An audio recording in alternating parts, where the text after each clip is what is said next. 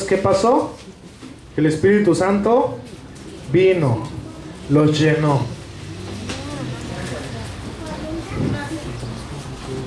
Y vamos a empezar a leer lo que continúa del versículo 13. ¿Qué antecede de esto que va a hablar el apóstol Pedro? Que se estaban, ¿qué? Se estaban burlando porque ellos estaban hablando en otras lenguas humanas. Y dice: entonces Pedro, poniéndose en pie con los 11, alzó la voz y les habló diciendo: varones judíos y todos los que habitáis en Jerusalén, esto os sea notorio y oíd mis palabras. El sermón de Pedro es el segundo hecho de la iglesia. Si consideramos que ésta nació con la llenura del Espíritu Santo. El primero fue la alabanza a Dios, pues los discípulos hablaban las maravillas de Dios. ¿Cuál fue el primer hecho? Dice en el versículo 11: cretenses y árabes les oímos hablar en nuestras lenguas las maravillas de Dios. Entonces, los 120 que estaban ahí reunidos, los apóstoles empezaron a hablar en lenguas, en otros idiomas, y estaban alabando a Dios. Y el segundo hecho es lo que acontece, que Pedro empieza a dar su discurso. Vamos a continuar leyendo. Dice en el 15: porque estos no están ebrios como vosotros suponéis, puesto que es la hora tercera del día, mas esto es lo dicho por el profeta Joel: y en los postreros días, dice Dios, derramaré de mi espíritu sobre toda carne, y vuestros hijos y vuestras hijas profetizarán, vuestros jóvenes verán visiones, y vuestros ancianos soñarán sueños. Y de cierto sobre mis siervos y sobre mis siervas en aquellos días derramaré de mi espíritu, y profetizarán, y daré prodigios arriba en el cielo, señales debajo de la tierra, sangre y fuego y vapor de humo. El sol se convertirá en tinieblas y la luna en sangre, antes que venga el día del Señor grande y manifiesto. Y todo aquel que invocare el nombre de nuestro Señor será salvo. El sermón de Pedro emplea 3 citas del Antiguo Testamento para explicar igual número de misterios. En la Biblia, un misterio, anótelo bien, es algo que el ser humano no alcanza a comprender, como la Trinidad de Dios, la encarnación de Cristo. Aunque podemos entender en parte, estas cosas son tan sublimes que es imposible comprenderlos exhaustivamente. Entonces, ¿qué es un misterio? Algo que no alcanzamos a comprender completamente. Y hay muchas cosas, hermano, que no. El milenio, ¿qué otra cosa? El misterio de la iniquidad, los ángeles, los querubines, los serafines. Luego van a ver una clase que se llama angiología. Los ángeles no tienen alas, hermano, son como seres humanos. Los querubines son esos seres que nombra el libro de Ezequiel, con cara de ángel, con cara de león, cara de becerro, cara de águila, cara de humano, que tiene alas. Los serafines son serpientes en llamas con 6 alas. Entonces son misterios. Las traducciones bíblicas nos dicen un panorama de lo que en realidad son. En el libro de Ezequiel nos dice que los querubines en sus alas tienen ojos por todas partes, y son cosas que decimos: oh, te pases, ¿no? Yo si veo uno sí me deshago, ¿no? Me da miedo. Entonces son cosas que no alcanzamos a comprender, es un misterio. Entonces vamos a ver los misterios que está desarrollando el apóstol Pedro. Vamos a continuar leyendo versículo 22. Varones israelitas, oíd estas palabras: Jesús Nazareno, varón aprobado por Dios entre vosotros, con las maravillas, prodigios y señales que Dios hizo entre vosotros por medio de él, como vosotros mismos sabéis, a este, entregado por el determinado consejo y anticipado. Permítame, creo que ya no trae pila. No, todavía trae. ¿Dónde nos quedamos? Anticipado conocimiento de Dios. Prendisteis y matasteis por manos de inicuos, crucificándole, al cual Dios levantó, sueltos los dolores de la muerte, por cuanto era imposible que fuese retenido por ella.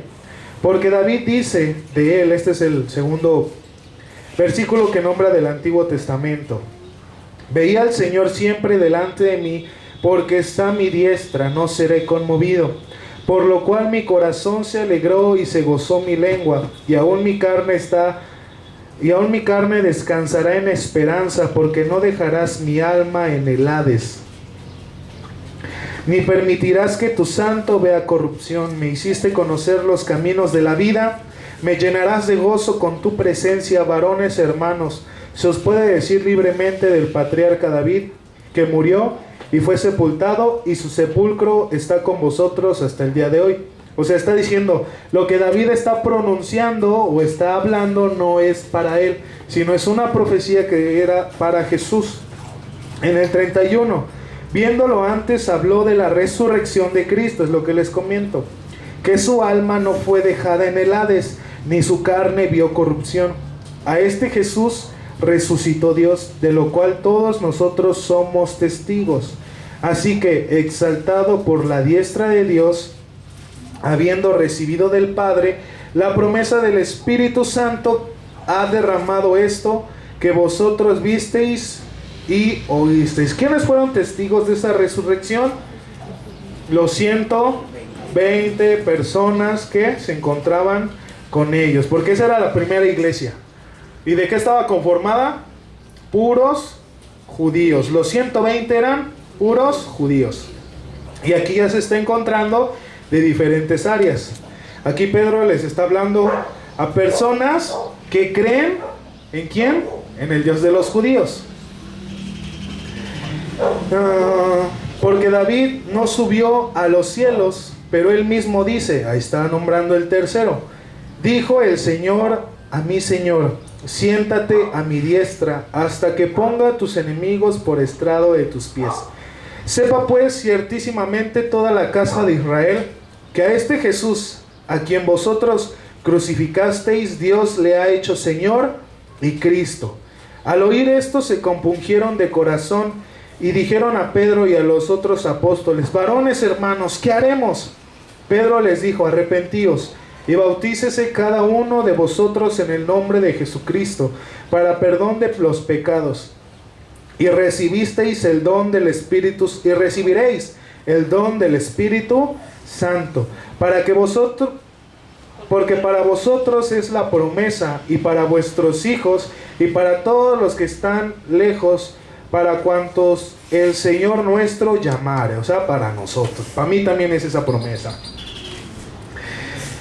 Y con otras muchas palabras testificaba y les exhortaba diciendo, sed salvos de esta perversa generación. Así que los que recibieron su palabra fueron bautizados, y se añadieron aquel día como 3,000 personas, y llevaban en la doctrina de los apóstoles y en la comunión unos con otros, en el partimiento del pan y en las horas. Este 42 que estamos viendo, un resumen de las actividades que realizaba la iglesia. Entonces, ¿cuántos eran ahora? 3,120. Primer misterio, el fenómeno de hablar en otras lenguas. Segundo misterio, la resurrección de Jesús. Tercero, la exaltación de Cristo. Estos son 3 misterios que hoy vamos a analizar un poco. Recuerde que un misterio, ¿qué es? Algo que no, aunque lo estudiemos, no vamos a alcanzar a comprender completamente.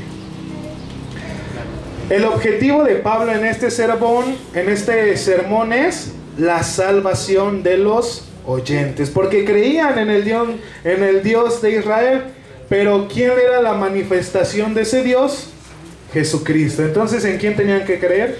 En Jesús. Misterio 1, hablar en otras lenguas.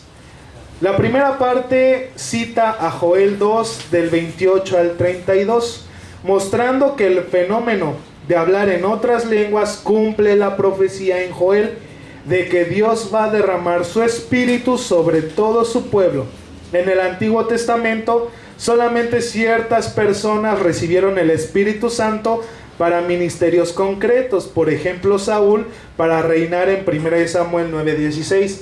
Esto no quiere decir que el Espíritu no estuviera activo en el Antiguo Testamento, sino que la llenura del Espíritu fue limitada a ciertas personas para ciertos ministerios. Otro ejemplo, Elías. Otro ejemplo, David. ¿Quién más? Que fue lleno del Espíritu Santo. Casi todos los escritores del Antiguo Testamento. Pero era solamente un número específico de personas. Pero ahora en el Pentecostés, ¿qué pasó?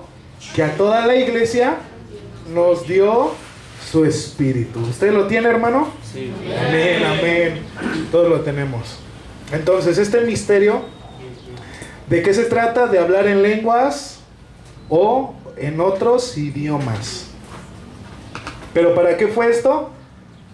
Para que la gente que estuviera ahí, que era de otras naciones, fuera salva. ¿Ves? Es por eso que en Hechos, ¿qué dijimos? 2:4, se manifestó este misterio de hablar en otros idiomas, porque había gente de otros países que Dios los había visto y que quería que fueran salvos. Por eso es que los apóstoles empezaron a hablar en otras lenguas y ellos empezaron a escuchar y dijeron, están alabando a Dios. Eso abrió la puerta, la pauta para que el apóstol Pedro les aventara el sablazo. Ahora bien, desde el día del Pentecostés, cada creyente recibe el Espíritu Santo sin excepción. Esa es una verdad absoluta, hermano. Hechos 1:8, 2:17 al 18, 2 de Corintios 1:22 y Efesios 1:13. El versículo 21 afirma y relaciona el derramamiento del Espíritu como uno de los temas principales de Lucas y Hechos, y con el más relevante de este sermón, que es la salvación. Entonces ese fue el motivo para que estos discípulos hablaran en otros idiomas, para que la gente que estaba ahí alrededor fuera salva. No es que, ay Dios, dame ese don para que aprenda inglés y ya cuando vaya a mis exámenes en la universidad pues ya sepa. Pues no, Dios pone los dones para algo específico, para cumplir un propósito, no para tus objetivos personales, sino es para el propósito de Dios. Todo que es el plan de Dios, hermano, no son nuestros planes. Segundo misterio, la muerte y la resurrección de Jesús. La primera parte cita Joel 2:28 al 32, mostrando que el fenómeno de hablar... Esto lo volví a repetir. Acá. La segunda parte del sermón, el versículo 22 y 30, trata con la muerte y resurrección del Señor. Pedro atribuye su muerte a la voluntad de Dios y a las actuaciones de los hombres pecadores. O sea, todo fue voluntad de Dios, pero él usó a gente pecadora que no lo conocía. Por eso es que todo el pueblo de Israel que decía, crucifíquenlo, queremos a Barrabás. Fueron los medios, Judas fue el medio para que Dios cumpliera el propósito en Jesús de redimirnos. No fue, y es lo que muchos dicen, ¿no? No, pues es que ahí Cristo fue derrotado, pero en realidad fue la más grande victoria. La resurrección es el elemento clave de nuestra fe cristiana. Si no hay resurrección, vana es nuestra fe. Tenía que resucitar a fuerzas Cristo para que nuestra fe sea fundamentada. Pedro entendió y pudo predicar con claridad su resurrección, explicando el suceso con el Salmo 16 del 8 al 11. Los versículos 29 y 30 aclaran que, aunque David escribió el Salmo 16, no se referían en ese a sí mismo, sino proféticamente ¿a quién? A Jesús, el Mesías, que vino un milenio después del salmista. La exaltación de Cristo. Pedro se refiere al Salmo 110:1. La exaltación de Cristo es la cima de varios de los sermones evangelísticos en Hechos y es un tema clave. Cuando nosotros predicamos la palabra, y si usted un día llega a predicar la palabra, el centro de la predicación, ¿qué es? Cristo, exaltar a Cristo para la salvación de la gente. No es que mi testimonio, que lo que me ha pasado, sino yo voy a tomar algunas historias, pero el centro del mensaje siempre, siempre, siempre es Cristo. El paquete del Pentecostés. Los versículos 38 y 39 ha sido llamado el paquete del Pentecostés. Vamos a leerlo. Pedro les dijo: arrepentíos y bautícese cada uno de vosotros en el nombre de Jesucristo para perdón de pecados, y recibiréis el don del Espíritu Santo, porque para vosotros es la promesa, y para vuestros hijos y para todos los que están lejos, para cuantos el Señor nuestro Dios llamare. Este es el paquete del Pentecostés. La combinación de arrepentimiento para perdón de pecados, la recepción del Espíritu Santo, el bautismo en agua. Aunque Pedro no menciona específicamente la fe en Jesucristo, en estos dos versículos todo el sermón expone esa idea con claridad. Aunque aquí en estos dos pasajes no pone la fe en Jesucristo, porque ¿qué es lo que nos salva? La fe en Jesucristo. Pero el mensaje que está dando Pedro se basa en creer en Jesucristo, que Él murió y resucitó. Y lo que viene después de eso es arrepentirme de mis pecados para que me perdone y luego reciba al Espíritu Santo. Ese es el paquete del Pentecostés. La exaltación de Cristo, vamos a verlo otra vez. El versículo 41 registra el resultado asombroso de que 3,000 personas se entregaron a Cristo ese día. El poder del Espíritu Santo es lo que hace posible la predicación exitosa del mensaje de salvación. No es que hablemos bonito, siempre es el Espíritu Santo. Inclusive cuando nosotros estamos compartiendo a un familiar, a un amigo, no es lo que yo diga, es lo que el Espíritu, porque el Espíritu Santo es el que redarguye de pecado a la gente. Nosotros no, nosotros solamente ¿qué hacemos? Exponemos la palabra. Y ya el Espíritu Santo a través de la palabra es el que hace la obra en la gente, nosotros no. Entonces, para que el éxito de una predicación se lleve a cabo, es porque el Espíritu Santo, el poder del Espíritu Santo va a influir en la gente. Es por eso que nuestro pastor dice: ¿por qué es que sabemos que en la congregación hay sana doctrina? Porque gente viene al arrepentimiento cada domingo. Si no ocurre eso, pues, caray, hay que analizar en qué iglesia estamos. Por eso es que Pedro está explicando, está dando el sermón de la muerte, resurrección de Cristo, y todos son llamados al arrepentimiento. Eso es lo que hace que una iglesia sea exitosa, que gente se arrepienta de sus pecados. Inclusive los mismos que participan en la iglesia. Podemos estar fallando y que nosotros respondamos al llamado de Dios en arrepentimiento. Eso hace que una iglesia sea exitosa. La Biblia es el recurso preciso y necesario para exponer nuestros sermones evangelísticos. ¿Sobre qué debemos de basar nuestros sermones? Lo que hablamos en la palabra de Dios. Porque dice la palabra de Dios: conoceréis la verdad y la verdad te va a hacer libre. Estas pueden me equivoqué. No es bueno reemplazar las escrituras con experiencias personales o persuasiones filosóficas. Y nos encontramos con varios pastores que nunca veo en su predicación grabada la Biblia. Nada más están aventándose un cholo.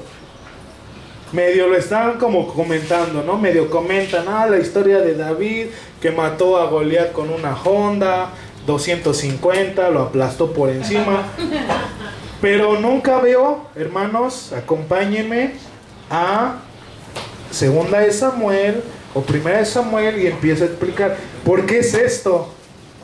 Es esto lo que cambia, es esto lo que transforma, es esto lo que da vida. Por eso una de las cualidades de Jesús es que Él era la fuente de agua viva, el pan de vida. Y dice en Juan 1 que en el principio era el verbo y el verbo era con Dios. O sea, la palabra es Cristo. Y si no hay palabra en lo que hablamos, no va a haber nada. El tema de nuestra predicación evangelística es Jesús. Es la fe en Él lo que puede salvar a los pecadores. Por eso debemos dedicar la mayor parte de nuestras palabras a hablar de Cristo. Es necesario que nuestros oyentes respondan con fe en Jesús. Si ellos no responden en fe en Jesús, pues no son salvos. Es por eso que se hace el llamado. Sé que no lo dice la Biblia, que gente pasaba y hacía una oración, pero el mismo acto de pasar está haciendo que la gente de su lugar tome ese paso de fe y que se acerque a Cristo. Es como una demostración de su fe, el que pasen al frente, hermanos. Y eso es lo que debe de hacer la gente. Resumen: Lucas deja de narrar acontecimientos específicos para resumir los primeros días de la iglesia recién nacida, que es lo que acabamos de leer. No lo hemos leído. 42. Leímos nada más el 42.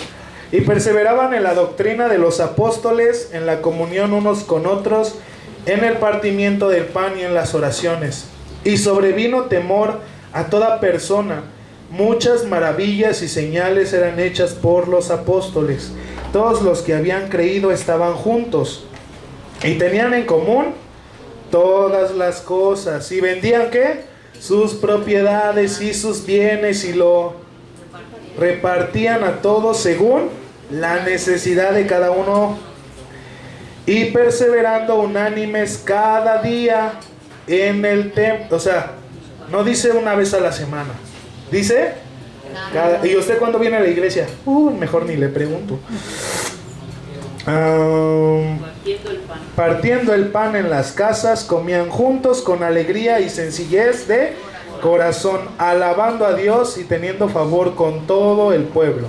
Y el Señor añadía cada día a la iglesia a los que habían de ser salvos. Entonces aquí otra vez Lucas está narrando un resumen de las actividades de la iglesia.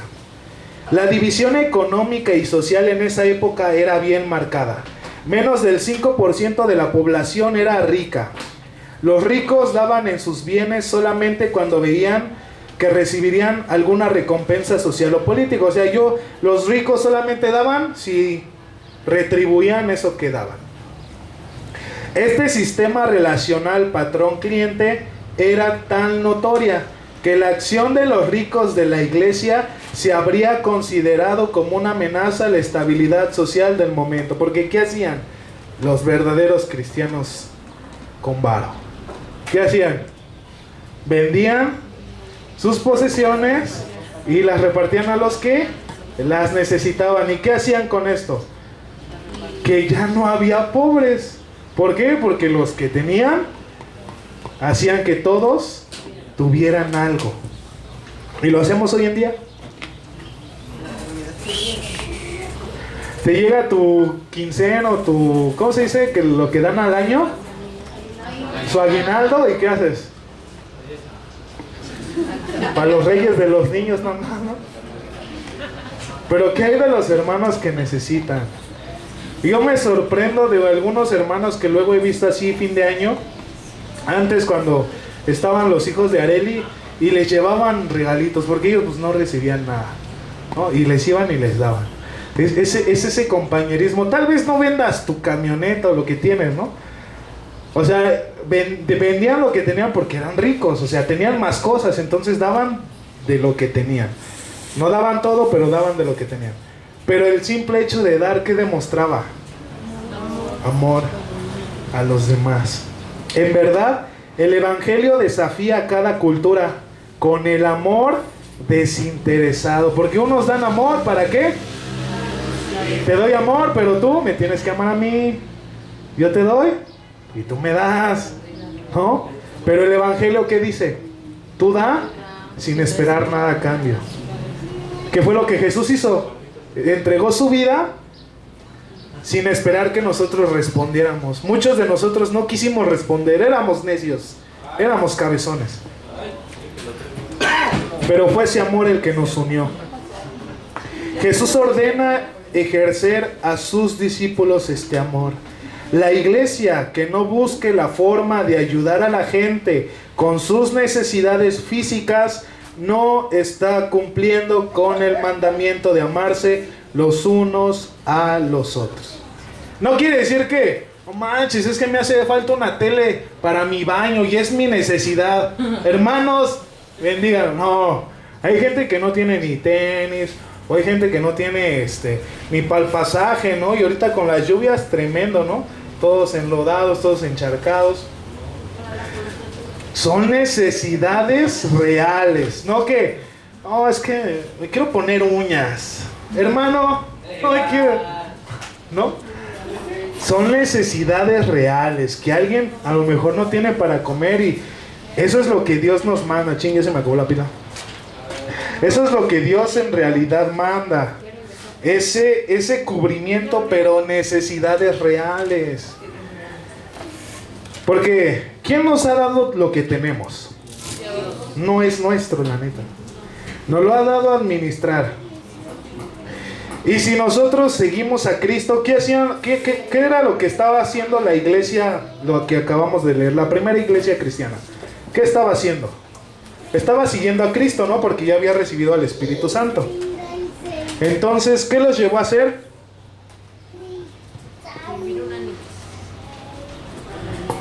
Que todos veían por todos, porque ese era el amor en Cristo.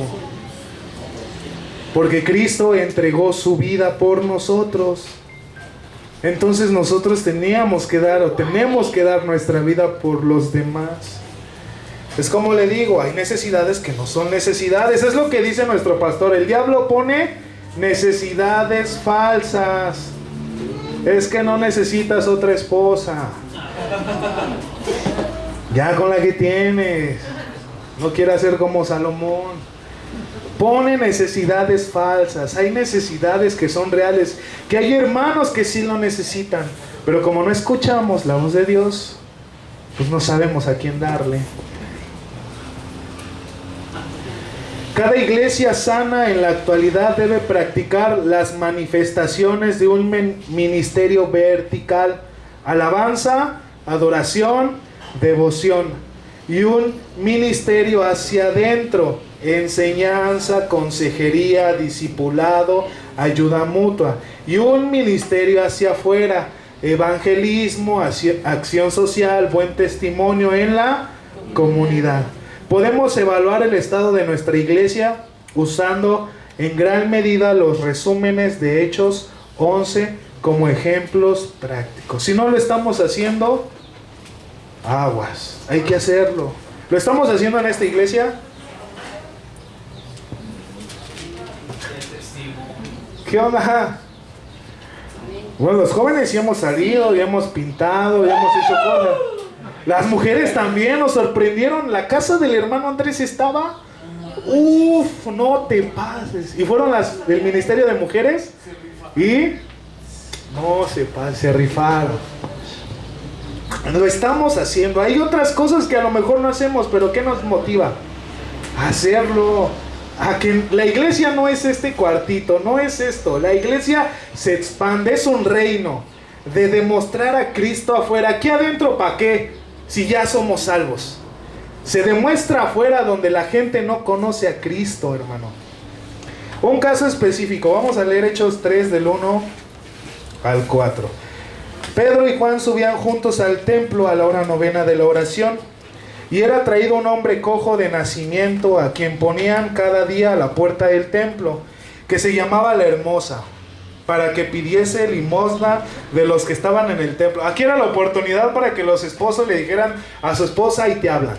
pero no la saben, no tienen esa revelación. Ni modo, le toca dormir en el sillón. Cuando vio a Pedro y a Juan que iban a entrar en el templo, le rogaban que le diesen limosna. Pedro, con Juan, fijando en él los ojos, le dijo: míranos. Entonces él estuvo atento, esperando recibir de ellos algo. Mas Pedro dijo: no tengo plata ni oro, pero lo que tengo te doy. En el nombre de Jesucristo de Nazaret, levántate y anda. Y tomándole por la mano derecha le levantó, y al momento se le afirmaron los pies y tobillos, y saltando se puso en pie, y anduvo y entró con ellos en el templo, andando y saltando y alabando a Dios. Y todo el pueblo le vio andar y alabar a Dios, y le reconocían que era el que se sentaba a pedir limosna a la puerta del templo, la hermosa. Otra vez, tan lentos, mis hermanos. Y se llenaron de asombro y de espanto por lo que le había sucedido. Entonces vemos aquí un caso específico. El resumen, o sea, el conjunto de lo que acabamos de leer, habla de que se congregaban en el templo. Y el milagro ocurre en el templo en la hora de la oración. También habla de la cercanía a Dios. En el caso, la respuesta al problema de la persecución fue la oración y la alabanza. Vamos a ver más adelante, vamos a seguir leyendo.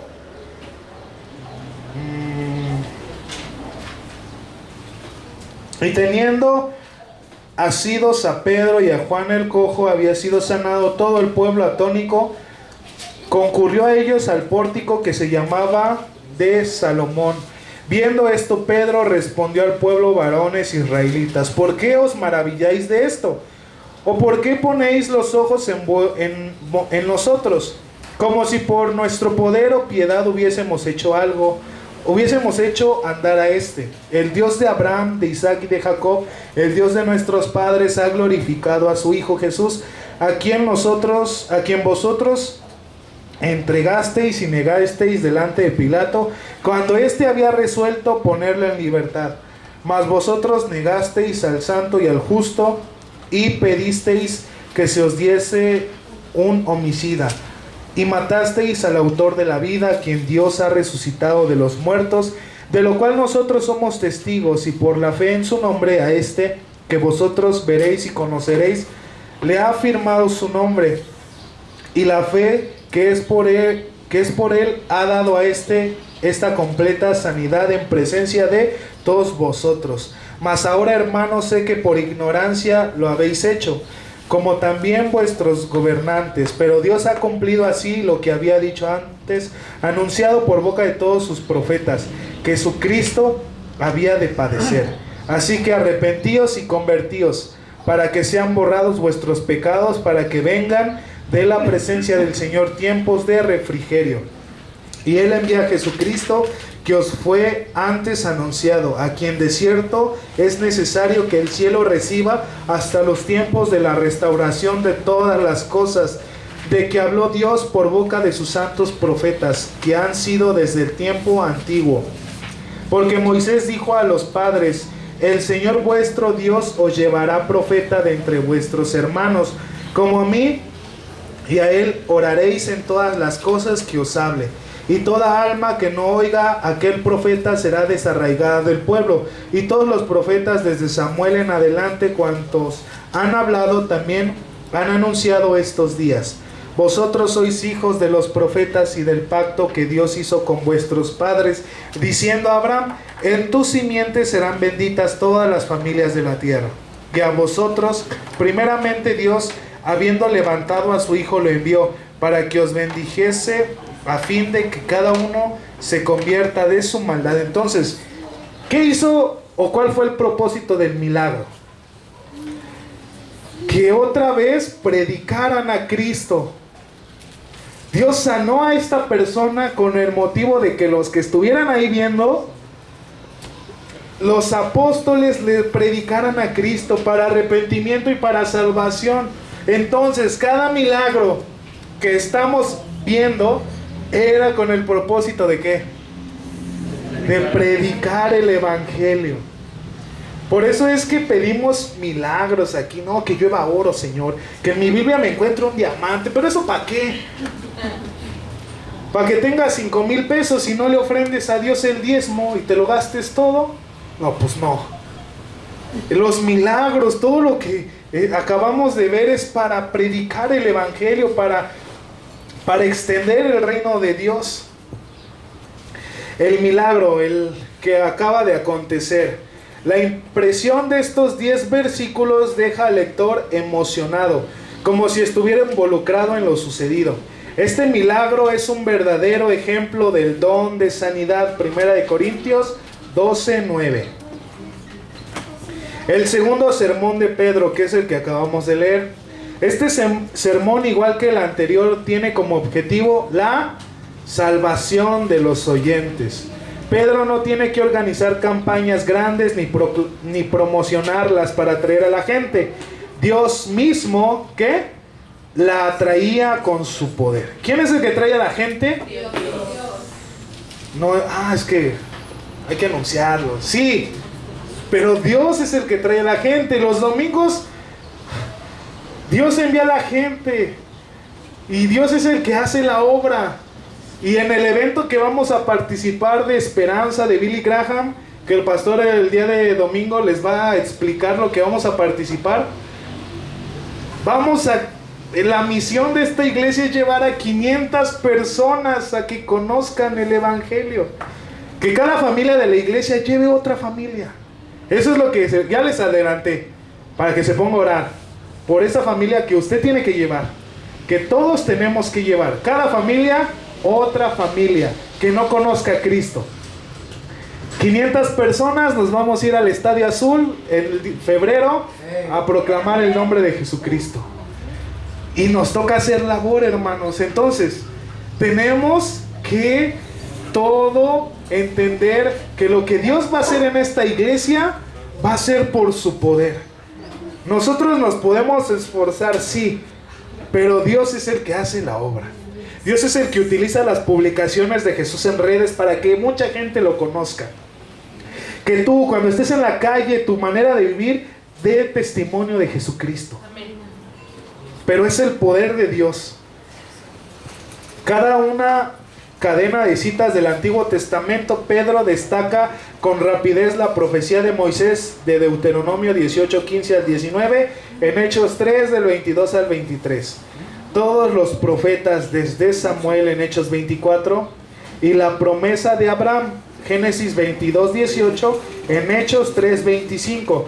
Estas citas demostraban el fundamento de lo que Pedro estaba proclamando acerca de Jesús en las Escrituras. Entonces, ¿de dónde se basaban los apóstoles para predicar el evangelio? Del Antiguo Testamento. De eso se fundamentaban. Ese era su fundamento, porque no estaba el Nuevo Testamento. Ahora nosotros tenemos todo, y ahora no tenemos pretexto. Ahora tenemos un panorama, una revelación más grande, gracias a los apóstoles y mayormente al apóstol Pablo, que nos dejó un buen de cartas. Tenemos más de dónde agarrarnos, pero los apóstoles iniciando la iglesia, ¿de qué hablaban? Del Antiguo Testamento, el cumplimiento de las profecías a través de Jesús. Vamos a leer Hechos 4 del 1 al 22. Hablando ellos al pueblo, vinieron sobre ellos los sacerdotes con el jefe de la guardia del templo y los saduceos, resentidos de que enseñasen al pueblo y anunciasen en Jesús la resurrección de entre los muertos. Y les echaron mano y los pusieron en la cárcel hasta el día siguiente, porque ya era tarde. Esto de les echaron manos no es algo así de que vente. No, les echaron mano, patín atrás. O sea, se agandallaron. Pero muchos de los que habían oído la palabra creyeron, y el número de los varones era como 5,000. No te pases.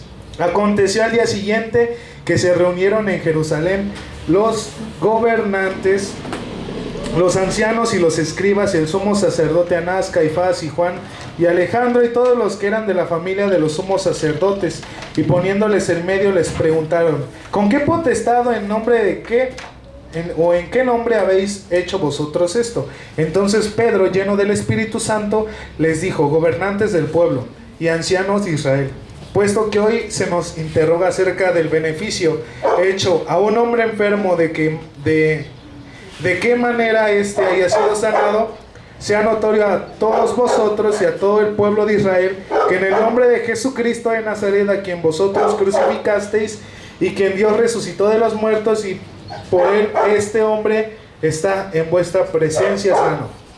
Entonces, nos vamos a saltar esto. Dice, relata, estos versículos, relata la reacción de los líderes religiosos del pueblo. Ellos seguramente pensaban que habían solucionado el problema de Jesús matándolo, pero ahora, en vez de unos pocos discípulos, miles de personas respondían con fe al Señor. Ellos pensaron: ya lo matamos, ya fue. ¿Pero qué pasó? Muchísimos. Vamos hasta el 23 para finalizar. Y puestos en libertad, vinieron a los suyos y contaron todo lo que los principales sacerdotes y los ancianos les habían dicho. Y ellos, habiéndolo oído, alzaron unánimes la voz a Dios y dijeron, o sea, estaban orando. Y ponga atención en su oración, hermano, porque muchas veces nuestras oraciones son chafas. Soberano Señor, tú eres el Dios que hiciste el cielo y la tierra, el mar y todo lo que en ellos hay. Que por boca de David tu siervo dijiste: ¿por qué se amontonan las gentes y los pueblos piensan cosas vanas? Se reunieron los reyes de la tierra y los príncipes se juntaron el uno contra el Señor y contra su Cristo. Porque verdaderamente se unieron a esta ciudad contra tu santo Hijo Jesús, a quien ungiste Herodes y Poncio Pilato con los gentiles y el pueblo de Israel, para hacer cuanto a tu mano y a tu consejo habían antes determinado que sucediera. Y ahora, Señor, mira sus amenazas y concede a tus siervos que con todo denuedo hablen tu palabra, mientras extiendes tu mano, para que se hagan sanidades y señales y prodigios mediante el nombre de tu santo Hijo Jesús. Cuando hubieron orado, el lugar en el que estaban congregados tembló, y todos fueron llenos del Espíritu Santo, y hablaban con denuedo la palabra de Dios. La presentación se las doy para que la terminen de estudiar, hermanos, pero quiero enfocarme para finalizar en esto. La oración de esta iglesia, del inicio de la iglesia. Una oración que vemos al principio que está haciendo, exaltando a Dios. Luego pone su necesidad. Porque ¿qué había pasado? Que los sacerdotes habían encarcelado a Pedro y a Juan y que les dijeran que no predicaran en el nombre de Jesús. Y ellos dijeron en él. Entonces los dejan libres porque no tienen nada que culparlos. Llegan con la iglesia, les cuentan, pasó esto. ¿Y qué hace la iglesia?